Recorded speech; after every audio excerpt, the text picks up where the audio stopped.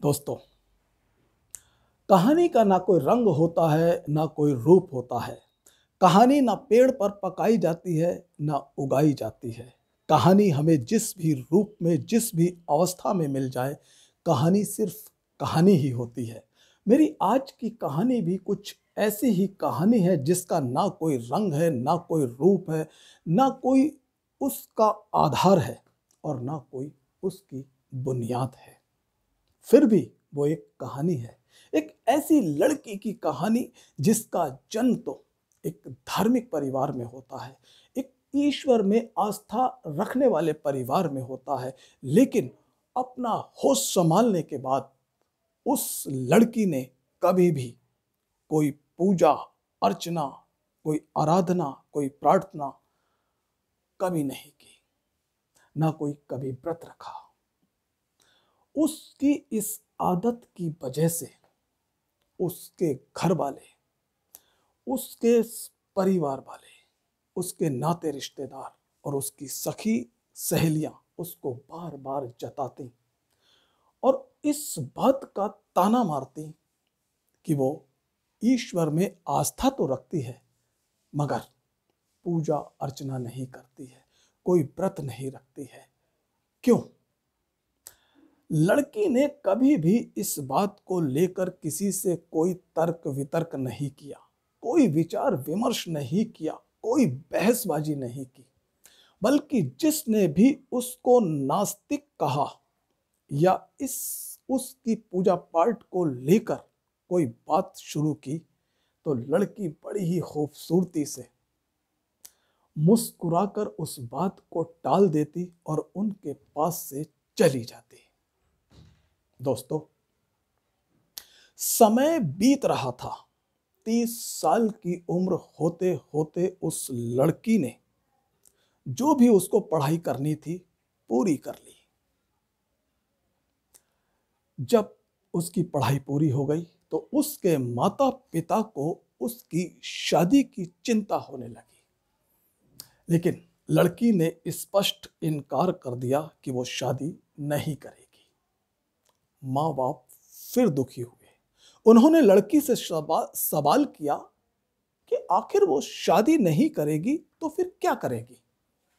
लड़की मुस्कुराई और उसने कहा वो जो भी करेगी जल्दी ही सबको दिखाई दे जाएगा। दोस्तों, एक दिन रात को वो लड़की गहरी नींद में अपने कमरे में सोई हुई थी। उसी के कमरे में उसके माता पिता भी सोए हुए थे। लड़की के फोन पर एक फोन कॉल आई जिसकी आवाज से लड़की की मां भी जाग जाती है। लड़की ने जब फोन सुना तो वो हड़बड़ाकर उठी, उसने ड्रेस चेंज की और जाने लगी। तब उसकी मां ने कहा, कहाँ जा रही हो? इतनी रात को किसका फोन था?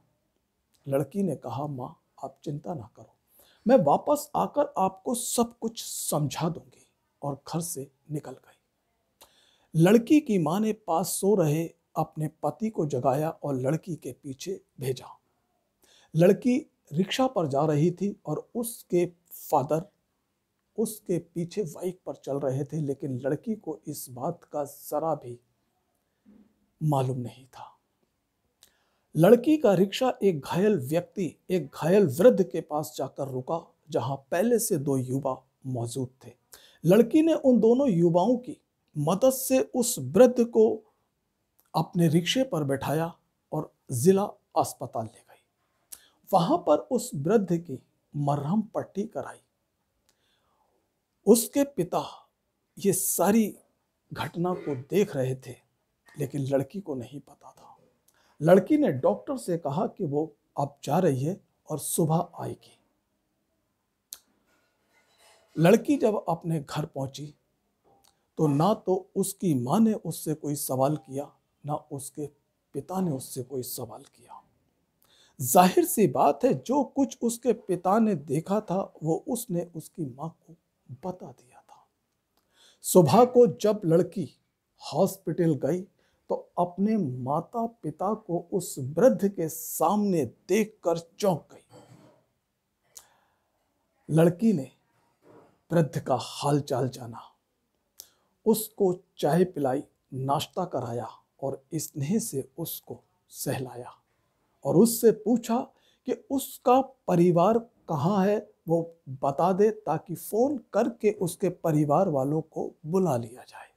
वृद्ध ने कहा कि इस दुनिया में इस समय उसका कोई नहीं है, वो बेसहारा है। लड़की ने फिर स्नेह से उसके बालों को सहलाया और उसे सहानुभूति दी और कहा, चिंता ना करो, आज के बाद तुम्हारा परिवार इतना बड़ा परिवार होगा कि तुम उस परिवार के सदस्यों को गिन नहीं पाओगे और अब तक जो आप परिवार को लेकर परेशान हो रहे हो वो परेशान भी नहीं होगे।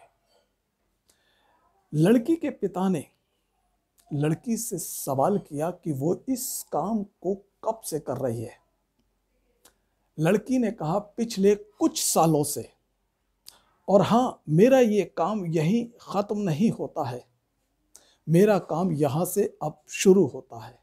अगर आपको मेरा काम देखना है तो मेरे साथ चलिए। लड़की ने उस वृद्ध को डिस्चार्ज करवाया और अपने माता पिता के साथ उस वृद्ध को लेकर आश्रम की तरह एक ऐसी जगह पर पहुंची जहां बहुत सारे वृद्ध पहले से मौजूद थे। उन वृद्धों को या तो उनके बच्चों ने ठुकराया था या उनकी किस्मत ने उन्हें ठुकराया था। उस लड़की को देखकर सभी वृद्ध मुस्कुराने लगे।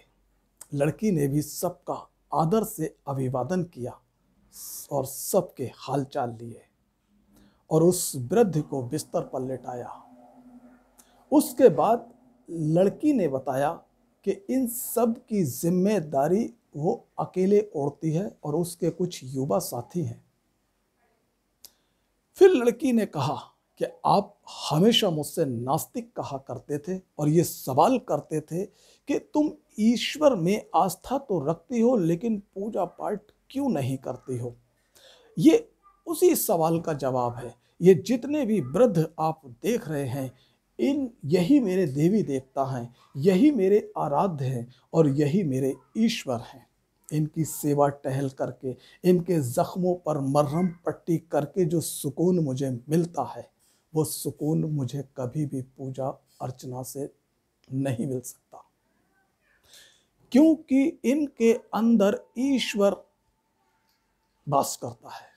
मैंने पढ़ा था, मैंने सुना था कि जो लोग ऐसे लोगों की मदद करते हैं, जख्मों पर जिनके मरहम पट्टी करते हैं, उन्हें ईश्वर बहुत प्यार करते हैं।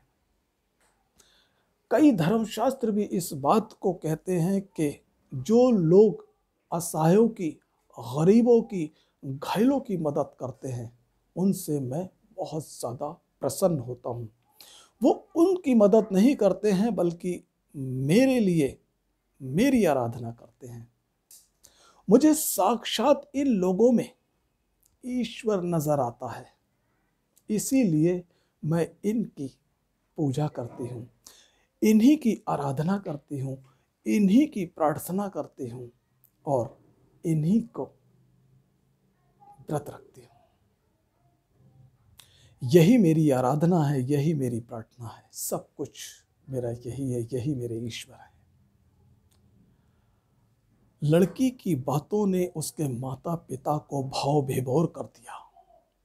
उनकी आंखें नम हो गईं और वो समझ गए कि उनकी लड़की बहुत गहराई में है और वास्तव में वो जो कर रही है वो हमें भी करना चाहिए। हमें किसी भी इंसान की मदद करना चाहिए। दोस्तों, ये बात बिल्कुल सच है कि हम लोगों को दिखाने के लिए पूजा अर्चना के रूप में बहुत से आडंबर करते हैं जो हमें नहीं करना चाहिए। सच तो यह है कि इंसानियत ही एक धर्म होना चाहिए और इंसानियत ही इंसान के अंदर होनी चाहिए। हमारी ये कहानी आपको कैसी लगी, हमें कमेंट बॉक्स में आकर ज़रूर बताइएगा और हाँ, कहानी को लाइक और शेयर भी कीजिएगा। अगर चैनल पर नए हैं तो प्लीज़ इस चैनल को सब्सक्राइब ज़रूर कीजिएगा। धन्यवाद।